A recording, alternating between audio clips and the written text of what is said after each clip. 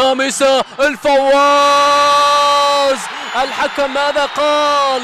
الحكم قال اليمن بطلا لبطولة غرب آسيا للمرة الثانية في تاريخها بركلات الترجيح. من نفس البوابة يسيرون، من نفس البوابة يطيرون، من نفس الطريق يتألقون، وبنفس الطريقة يتوجون، ومن أمام الأخضر إلى كأس البطولة يصلون. لمن كل هذه القناديل؟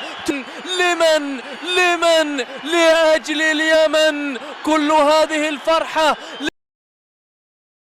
شيل شيل شيل شيل شيل شيل شيل يا طويل العمر، شيل شيل يا طويل العمر، شيل شيل البطولة، شيل شيل البطولة، شيل شيل الذهب، شيل شيل الغالية، شيل شيل الكوبا، شيل شيل الموندو، شيل شيل العالم، شيل الشيخ ليونيل ميسي هنا في استاد لوسيل وسط حضور الأنصار، المشجعين، المتعاطفين، المنافسين، الكل حبوا هذا السيناريو.